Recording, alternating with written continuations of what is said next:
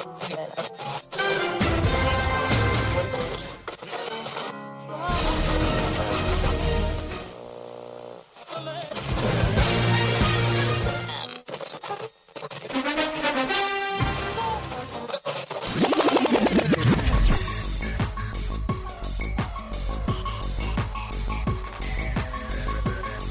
your headphones and pour your favorite beverage.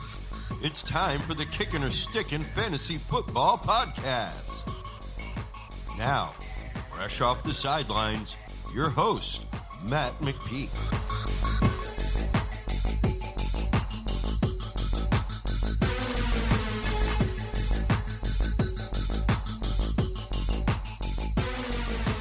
Fantasy freaks and geeks, what is up?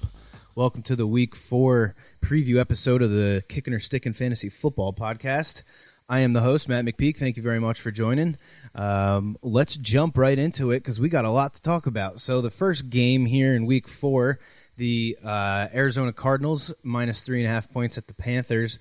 Kenyon Drake was somewhat of a disappointment in Week 3. He caught his only target for 6 yards. Still had 73 yards rushing, but I thought he would have his first big game of the season last week against the Lions, and it did not happen. He's getting the Panthers, though, this week. Couldn't ask for a better matchup. Carolina continues to suck against the run, gave up 5 yards per carry to the Chargers running backs last week. So don't get discouraged about Kenyon Drake. He will have his big games, and I think he's going to have a big one this week. Hopkins continues to dominate the targets there. He's got 35 in 3 games. With Christian Kirk out in Week 3, Andy Isabella had a huge day, caught all 4 of his targets for 47 yards and 2 touchdowns. Meanwhile, Larry Fitzgerald had only 3 targets, while Keyshawn Johnson had 7. So I'm starting to think Hopkins is really the only wide receiver in Arizona that you can start week to week with any confidence. They have just so much depth at wide receiver. I want to see at least one more game of Kirk getting a healthy target share once he's healthy before I start him. So even if he is active for this game, I think I might wait a week. For the Panthers, Mike Davis proved to be quite the waiver wire ad with his 90 total yards on 13 carries and 8 catches with a touchdown last week. Robbie Anderson and DJ Moore have, it seems like they're kind of in between right now. You don't know who's the real number one there. Last year, DJ Moore was so obviously the best wide receiver in Carolina, but Robbie Anderson's really putting up, giving DJ a run for his money. So I don't know who to call the number one there. I think DJ Moore is still a must start, but Robbie Anderson is definitely making a good argument for himself. Next, we got the Ravens minus 13 at the Washington football team. Antonio Gibson led the team in carries, but still only had 9. I wanted to see more targets last week. He only got 3 of the 9 team running back targets. I'm not sure you can start a running back against the Ravens that's not getting the targets because the Ravens are going to be ahead early in this one, most likely. McLaurin will get plenty of opportunity, but he's the only guy I'd start from Washington. I'm not going to buy into Dontrell Inman's 2-touchdown game. All of the Ravens are in play. I might even consider putting Gus Edwards into my DFS lineup as a super cheap guy that should get plenty of fourth-quarter carries if this game goes the way that I think it's going to go and the way that the bookmakers obviously think it's going to go, giving 13 points to Washington at home. The Browns plus 4.5 at the Cowboys. Might want to tune in for this, stay tuned for this game. I got a little something for you at the end. Both Browns running backs to continue to be great, especially Nick Chubb with his second 2-touchdown, 100-plus yard game in a row. The Cowboys gave up 80 yards and 2 touchdowns to Malcolm Brown in Week 1, but they kept Todd Gurley in check in Week 2 and Chris Carson in Week 3, although both of those games were kind of shootouts. Odell, Landry, and Hooper were all disappointments in Week 3 with the Browns dominating on the ground, but this matchup with the Cowboys should be a bit more competitive, so hopefully we see the Cleveland offense open up a little bit more. Hooper was probably the biggest disappointment of them all. Harrison Bryant caught a red zone play-action touchdown, not Hooper, so that's pretty disappointing or discouraging for us Austin Hooper owners out there. The Cowboys' offense was sloppy in Week 3 with Dak's 2 interceptions. He lost a fumble. He had 2 sacks.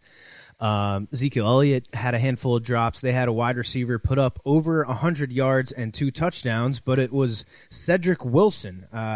Michael Gallup had the best game of the 3 relevant Cowboy wide receivers. Cooper tied Zeke for the team lead in targets with 12. You're starting all 3 of these guys, and Dalton Schultz, who is looking like he could be a reliable streamer with the buys creeping up on us starting next week.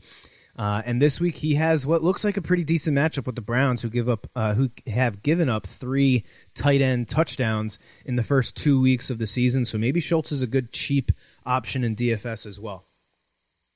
The Colts minus 2.5 at the Bears. The Colts defense outscored the Jets offense last week by 9 points after the 2 pick sixes and a safety. But in week 4, they're going to get Nick Foles slinging the ball around. Foles relieved Trubisky and threw 3 touchdowns in the fourth quarter last week. Thank God Foles is now the starter in Chicago. He is much better for the Bears wide receivers than Trubisky was. Apparently at the end of the game last week, Nick Foles told Anthony Miller, if they blitz, just run to the L in the end zone. So the L of Atlanta that's painted on the end zone. He said, just run to the L and I'll hit you. And what do you know? They connected for the game-winning touchdown. The Colts are the number 1 defense right now, and they are a pretty good defense, but they're not number 1. So, it's just a early inflation of, because they got to face the Jets last week. So I'm not running away from this matchup. Robinson is a must-start. David Montgomery is also a must-start with Tariq Cohen now on the IR with a ACL tear. For the Colts, I think it's just the running backs and the tight ends. The Bears have allowed a touchdown to T.J. Hockenson in Week 1. They gave up 6 catches and 65 yards to Evan Ingram in Week 2, and then another touchdown to Hayden Hurst in Week 3. We knew Phillip Rivers would target his tight ends this year, but we didn't think it was going to be Mo Alley Cox that would get the majority of the work. Mo Alley Cox had the big 100-yard game in Week 2 against the Jets. In Week 2, who'd they play? Whoever it was. And then he scored in Week 3 against the Jets.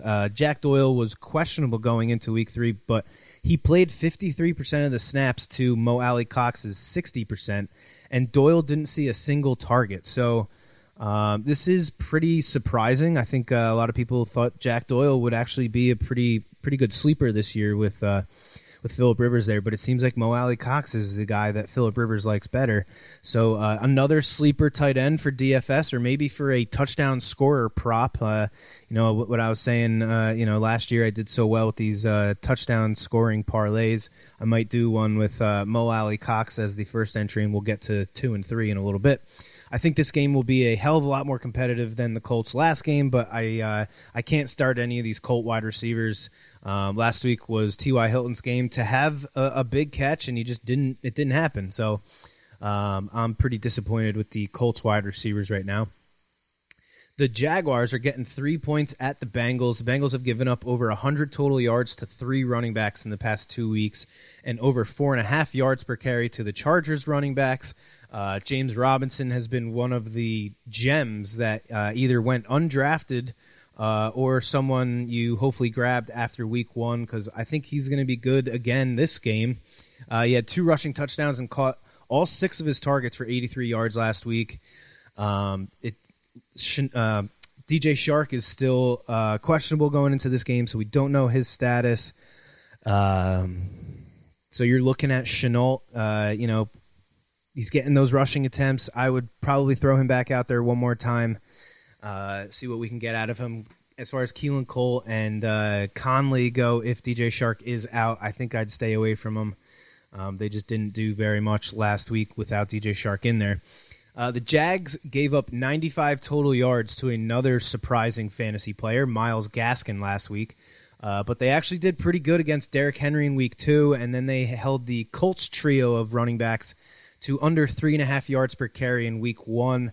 I said last week that Joe Mixon really needed to have a good game in Week 3 to give us some confidence, and he only gave us 7.5 fantasy points on 19 touches. Not very good. He's averaged only 8.5 half PPR fantasy points so far in the first 3 games of the season. So this matchup is not all that great for him. I have Mixon in a couple of leagues, and I will be strongly considering my other options this week. I think I actually have him on my bench in a league, and I'm playing James Robinson over him because he's clearly has a better opportunity. I think Tyler Boyd is the only Bengal you start with any confidence, really. We saw the rookie T. Higgins get the second most targets last week, and he had 2 touchdowns, while A.J. Green was third in the pecking order as far as targets go. He did catch 5 of his 6 targets, hit on a little prop for me. I had him catching over 4.5 passes. Much better than the 8 catches on 22 targets through his first 2 weeks. Not a very good catch percentage there. He's had a handful of red zone targets so far, but hasn't been able to score. I still wouldn't drop A.J. Green, but I think I'm sitting him against the Jaguars. The Jags have allowed 3 touchdowns to tight ends over the last 2 weeks. So, again, here's another tight end with what seems to be a good matchup if you're willing to risk it with Drew Sample. Maybe you do a little 2-headed parlay with Drew Sample and Mo Alley Cox. That'd probably pay a pretty penny. He blew his opportunity last week against the Eagles, but like I said, he's got another good opportunity here. Next is the Chargers, getting 7.5 at the Bucks. Keenan Allen had freaking 12. How many did he have? 19 targets last week. He caught 13 balls for 132 yards and a touchdown, but he couldn't make a simple little pitch to Austin Eckler at the end of the game to win it. Eckler also had 11 targets. He's going to need to stay involved in the passing game to have a good game against the Bucks, who held Kamara to just 16 yards rushing on 12 carries. They held McCaffrey to only 59 yards on 18 carries, and Melvin Gordon to just 26 yards on 8 carries. So that Buccaneers run defense has been pretty damn good. Hunter Henry has seen 7 or 8 targets in each game so far this year. Last week was his lowest output with only 50 yards receiving. I think the Bucs run D shows up like they have for the entire year and pretty much all of last year as well. And I think they forced this rookie QB to beat them down the field, so Henry could have a good game here. Maybe he gets into the end zone for the first time this year. Chris Godwin is back on the injured list with a hamstring injury. He's doubtful right now. Most likely he's not going to play in Week 4. When Godwin was out in Week 2, I took a shot on Scotty Miller, and he gave us basically nothing, 11 yards on 2 catches. The Bucs didn't really need to spread the ball around in Week 2. That win against Carolina, Mike Evans had a big game with 100 yards and a touchdown, and Leonard Fournette had a huge game with as most running backs will do against the Panthers this year. So I'm hesitant to say that we can go back to Scotty Miller again in Week 4 if Godwin were to miss again. The Chargers have only allowed 1 wide receiver so far this year to have over 7.5 half PPR fantasy points, and that was Tyreek Hill in Week 2. He had 18.5 points, but 12 of those 18 points came on that one play. It was a 54-yard touchdown bomb. So the Chargers have been pretty damn good against wide receivers, but Miller did have 73 and 83 yards in Week 1 and 3. So let's just hope that Godwin is good to go. Scotty Miller may not be the worst substitute for him, but if you have other wide receivers on your bench, you might want to consider playing them instead. Next, we got the Vikings +4 at the Texans. Hopefully nothing happens with this game with the whole damn COVID issue. The Texans finally get a break here after facing the Chiefs, the Ravens, and the Steelers to start the year. This game, unfortunately, has a cloud around it with the whole Titans having COVID outbreak and the Vikings having just played the Titans. But from everything I've heard, this game will be played as scheduled. Dalvin Cook is coming off a huge game, 181 rushing yards and a touchdown on 22 carries. He had another 18 yards receiving on 2 catches. So far this year, the Texans have given up 20 fantasy points to Clyde Edwards-Helaire. They gave up 15 fantasy points to Mark Ingram and 23 fantasy points to John Connor. So Dalvin Cook is the top dollar running back that if I'm going to buy a top dollar running back in DFS this week, it's him, and I might consider him as one of my anytime touchdown scorer parlay plays. You're going to have to stay tuned for that one. Adam Thielen scored last week but only had 30 yards receiving because the rookie Justin Jefferson had a massive game, 175 yards and a touchdown on 7 catches. He was one of 3 rookies that had a really big day in week 3. Thielen is definitely a start, and I think Jefferson has some serious appeal as well because I think this is going to be another shootout, 2 defenses that are not very good. Another solid start this week is, what do you know, another tight end only has 39 receiving yards on the season, but he scored last week, and wouldn't you know it that the Texans have given up a touchdown to a tight end or a fullback / tight end in the case of Patrick Ricard in every single game this year. So either a tight end or Patrick Ricard has scored against the Titans or the Texans every week so far this year. For the Titans, this is a perfect matchup for them. The Vikings have gotten absolutely housed by the big pass play. They've already allowed at least 9 receptions of 20 yards or more through just 3 games. That's pretty bad. 6 of the 9 were of the 30 yards or more, and 3 of the 9 were 40 yards or more. So they're just getting beat by deep bombs. Will Fuller scored his first touchdown last week, and I think he can get in the end zone again in this game. This is not the position you want to be in when you got Will Fuller and Deshaun Watson coming into town. Next is the Saints, -4.5 at the Lions. Matthew Stafford got Kenny Golladay back last week. He gave us a touchdown on 57 yards.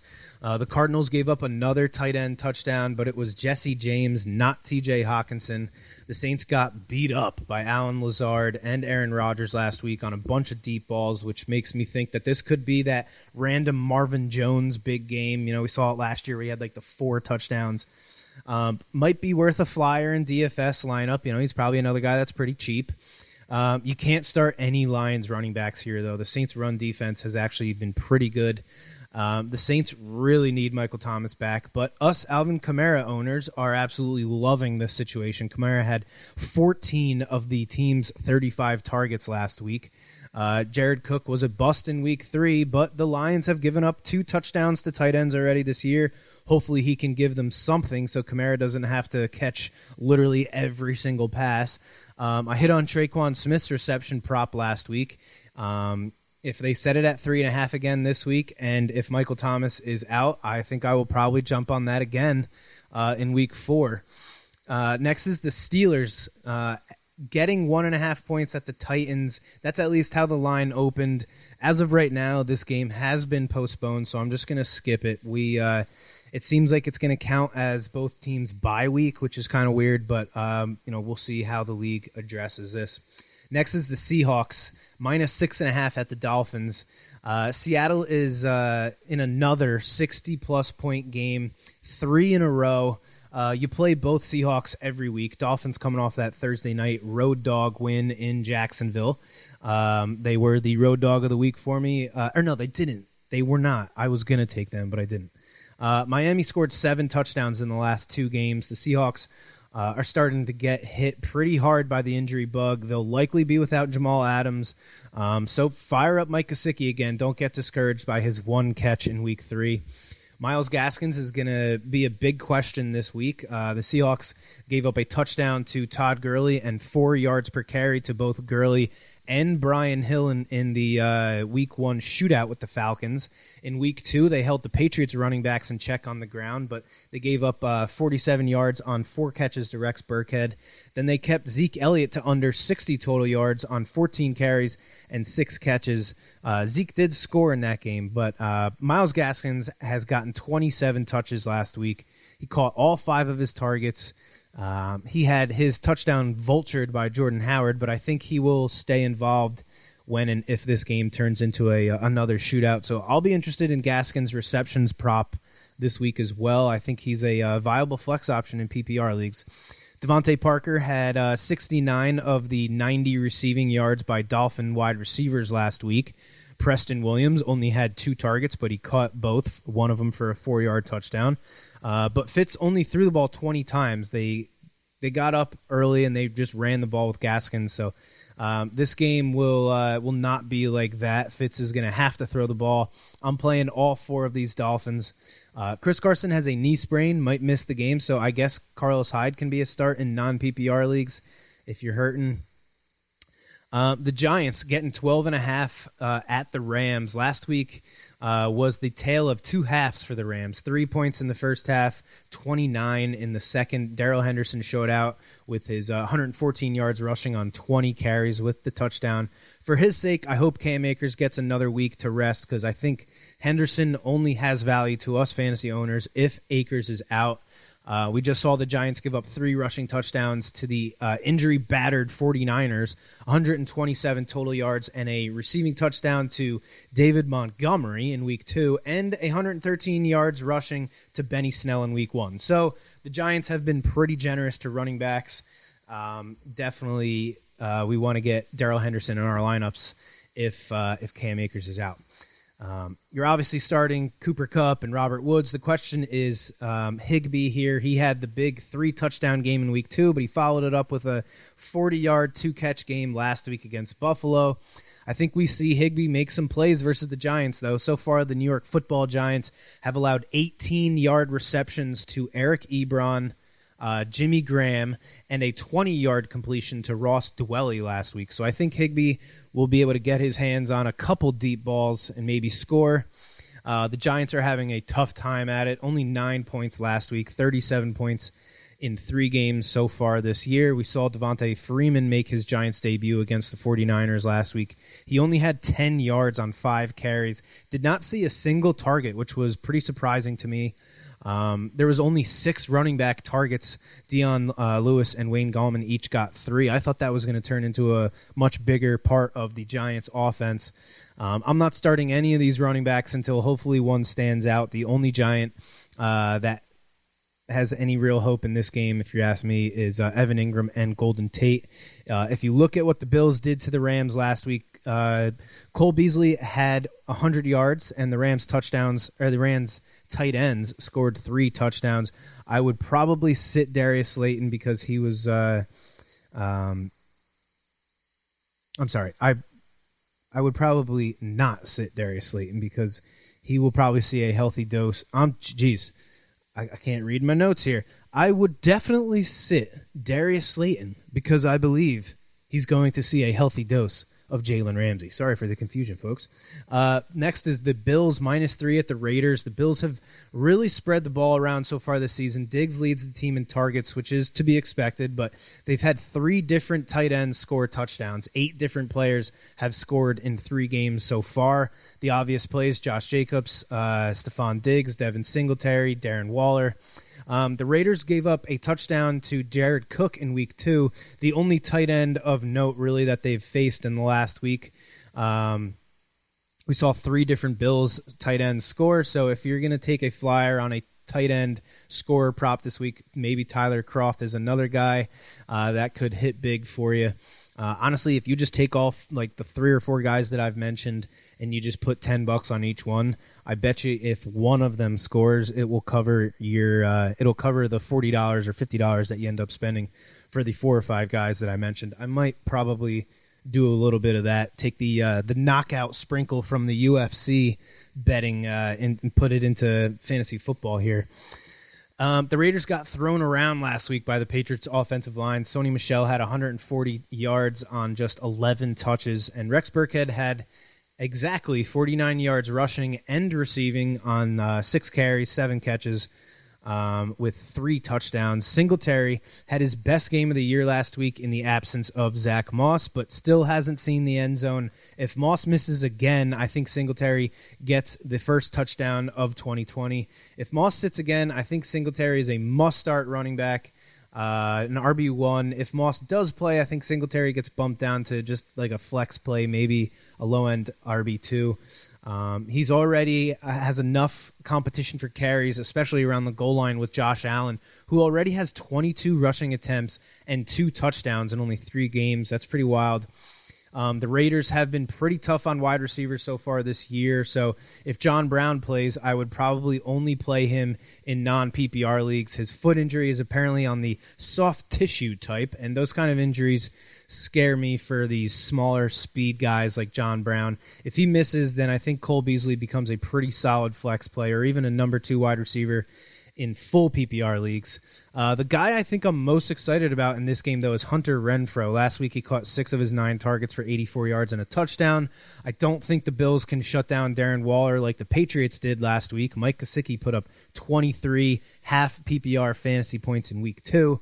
But Derek Carr loves throwing the ball underneath to these short routes. The Bills seem to struggle with these slot receivers. Jamison Crowder caught 7 balls for 115 yards and a touchdown in week 1.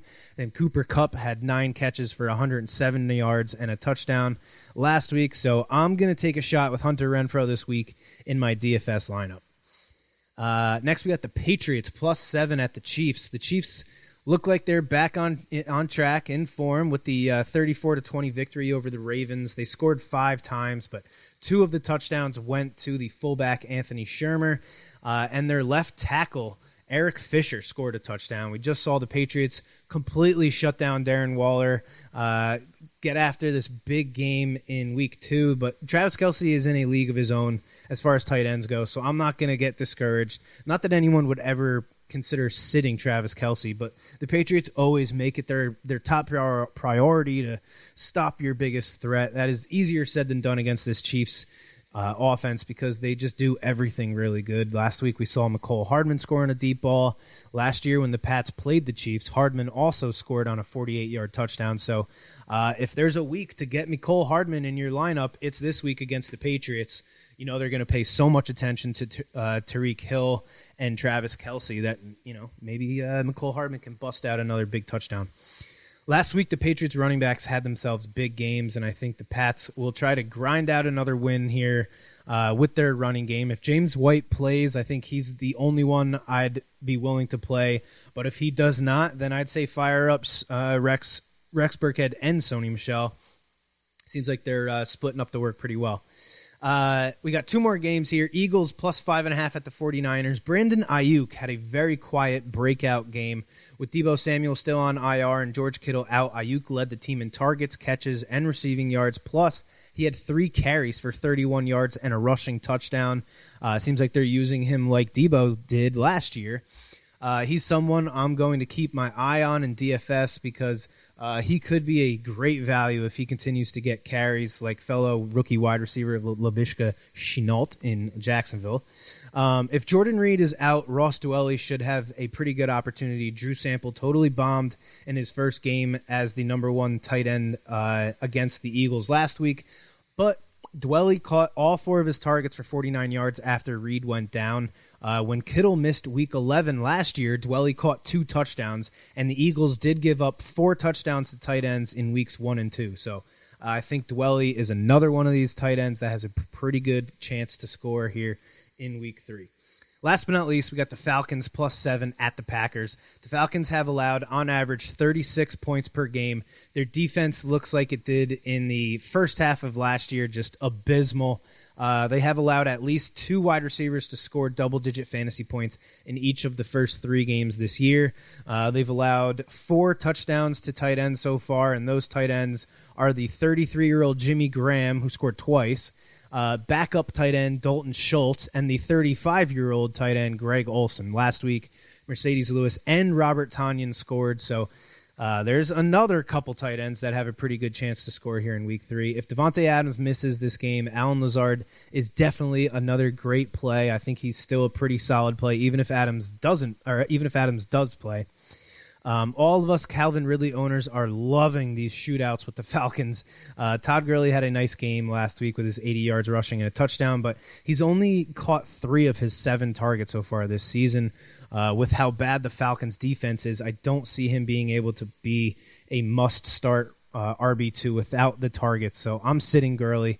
But you start Julio, Ridley, Hurst, and Gage if he plays, but apparently he's dealing with some injuries as well. Let's quickly, I'm just going to give you my picks. I won't give you any of the, screw it, whatever. I took the time to do this research. I'm going to give it to you. So, Week 4. So I'm 19-8 right now in my podcast picks. which is pretty good. That's like a 70-something% hit rate. I'm doing pretty good so far. Hopefully this week doesn't screw me up, but let's get into it. My three-legger against the spread. I got the Chiefs -7 at the Patriots. Like I said, the Chiefs are coming off that big win against the Ravens. The Pats also had a pretty big win last week against the Raiders. The Patriots' run game was doing work. They put up 250 rushing yards on the Raiders. The Chiefs have given up a decent amount of rushing yards this season so far, but that's what happens when you have the most explosive offense in the league. Teams are just going to try and run the ball on you to keep that offense on the sideline.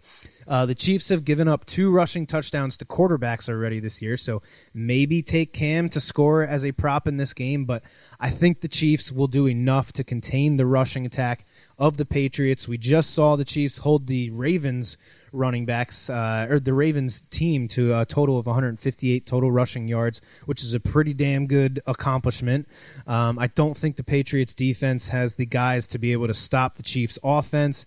They're just on a different planet right now. So throwing touchdown passes to offensive linemen and shovel passes to fullbacks. I love the Chiefs playing at home, only laying 1 touchdown. I would probably buy this game down to 6.5 instead of 7, though. Give yourself that hook, so that way if the game does finish at exactly 7 points, you don't get a push. My next pick is the Colts -2.5 at the Bears. The Colts are coming off a dominating performance, albeit against one of the 2 absolutely pathetic New York football teams. The Indy defense actually outscored the Jets offense 14-9, like I mentioned. The Bears, they'll have Nick Foles under center to start this game, which I love for fantasy purposes. Foles is a million times better for our fantasy assets in Chicago, but Foles did throw an interception last week, and he had another 2 of them that were dropped.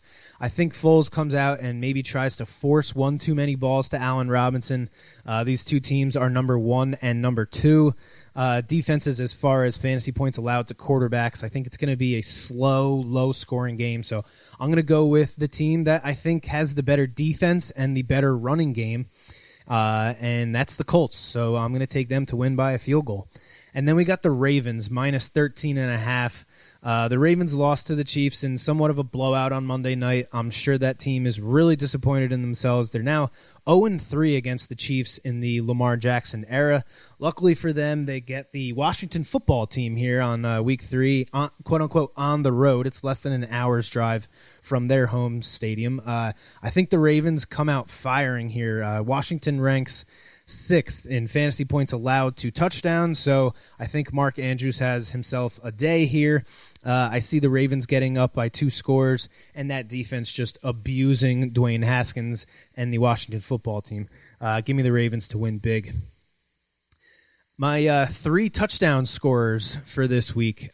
Kenyon Drake. The Panthers have allowed 7 touchdowns to running backs already through 3 games. Drake scored in week 1 against the 49ers, but he's had a pretty quiet season so far. I think the Cardinals try to get back to running the ball this week after that loss against the Lions, where they couldn't hold on to the lead in the 4th quarter. And then my next guy, Mark Andrews, who I kind of just said, Washington has given up 3 touchdowns to tight ends already this year. Andrews hasn't scored since week 1, so he's due in this offense. He's Lamar Jackson's favorite target, and I think he scores early in this game. And my third TD scorer is DK Metcalf. I said last week or 2 weeks ago I was pretty much just going to reserve a spot here for DK after what he did to Stephon Gilmore. The Seahawks passing game does not seem to be slowing down anytime soon. The Dolphins have given up the 7th most receptions and receiving yards to wide receivers so far, and 2 of the 3 offenses they've played were New England and Jacksonville without DJ Shark. So 2 pretty below average wide receiving cores. In week 2 against the Bills, the Dolphins, they gave up 3 touchdowns. So they give up 3 touchdowns to wide receivers. So this game should be high scoring. I'm going to roll with DK again in week 4. My over for the week, I'm taking the Seahawks and the Dolphins over 54.5. At first, I was hesitant to use this game for the over because the idea of counting on the Dolphins' offense kind of scares me, but they've actually been putting up points, 59 points scored over the last 2 games, and this Seahawks defense that they're going to be facing here is horrible. Plus, their best player, Jamal Adams, is questionable. He may not play. Your defense is bad when your best pass rusher is also your best man coverage guy in Jamal Adams. If Adams is out, I think this game goes over easy. For as bad as the Seahawks defense has been, their offense is been equally awesome. They've put up 111 points in 3 games, which is pretty insane. This game is at Miami, so the better team is doing the traveling, which I like. Although the game is at 1 a.m., or geez, that would be crazy, 1 p.m. So we have a West Coast team traveling to the East Coast for an early game. If it were any other team, I'd be worried, but Russell Wilson is just an amazing player, an amazing leader. There's no way he's not going to let this team not be ready for this game. I don't think he'll let the offense come out stagnant at all, so they will be without Chris Carson, so that should help push this offense to continue to throw the ball.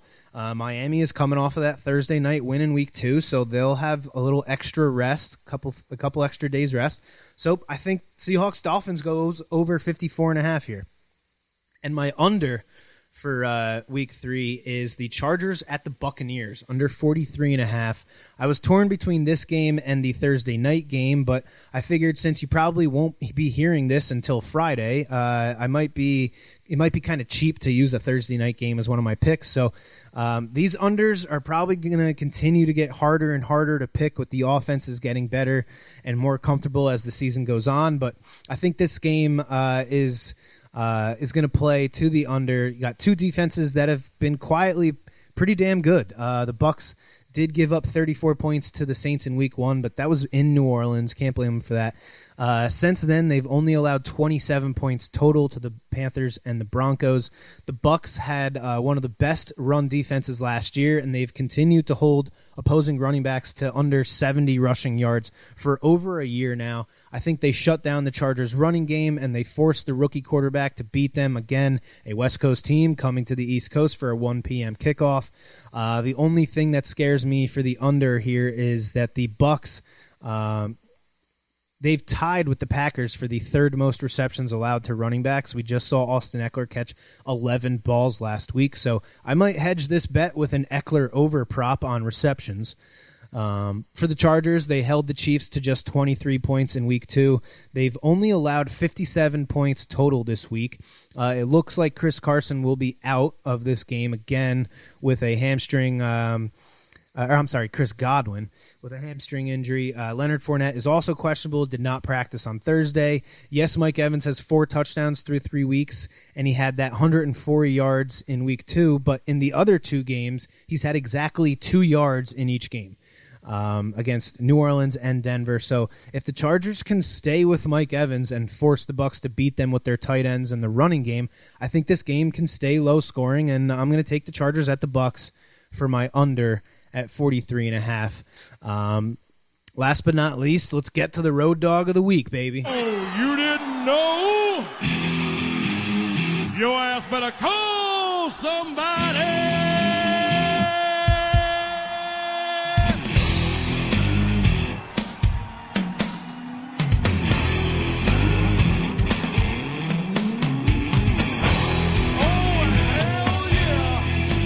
My road dog of the week for Week 4. I'm 3-0 on my road dog pick so far this year, so hopefully I can keep it going here. I'm going to take the Brownies plus 4.5 at the Cowboys.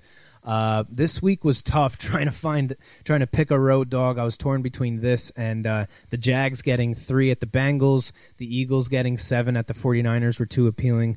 But we're going with the Browns 4.5 this week because I think the Browns can keep it close. I don't know if they win this game outright, but I think they can keep it within 3 or 4 points. The Cowboys defense is really bad this year. They're in the top 10 in fantasy points allowed to quarterbacks, wide receivers, and tight ends. And after this week, I think we'll be able to add running backs to that list. The Browns have put up 34 and 35 points in the last 2 games. I think the Browns continue to put up points this week. The Cowboys gave up over 100 yards, 100 total yards, and 2 touchdowns to Malcolm Brown in Week 1. I think the Browns look at what the Rams did to him in Week 1, and they just feed Nick Chubb and Kareem Hunt in this game. I think the Cowboys are going to score as well, but like I said, I think it's a high-scoring game, and I think the Browns can keep it within 4 to 5 points. So I'm going to take the Brownies getting 4.5, and that's going to be my road dog for Week 4. And that's going to be the Week 4 preview episode of the Kickin' or Stickin' Fantasy Football Podcast. I'm sorry this episode went over a little bit. I got to stop doing so much damn research for all these games so I can keep it under a half hour for you guys. But thank you for tuning in. Make sure you check us out next week. Hopefully I can keep my podcast pick streak going. If I can stay above 65% on the year, I'll be a happy man. So thanks again for tuning in. And as always, may the fantasy gods be cruel to your opponents.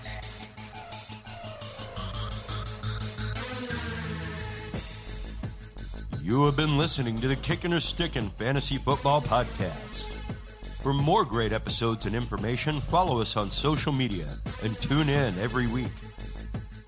Kickin' or Stickin' is available on Google Podcasts, iTunes, iHeartRadio, Spotify, Alexa, Reach.tv, or your favorite podcast service.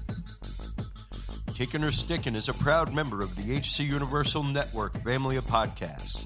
To find out more about this and other great shows on our network, visit us online at hcuniversalnetwork.com today. Fantasy football is fun, but gambling addiction destroys lives.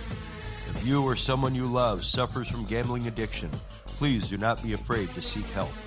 The National Council on Problem Gambling operates the National Problem Gambling Helpline Network. Contact them today at 1-800-522-4700. Thank you for tuning in to the Kickin' or Stickin' Fantasy Football Podcast. Please remember to play responsibly and always look for your man downfield.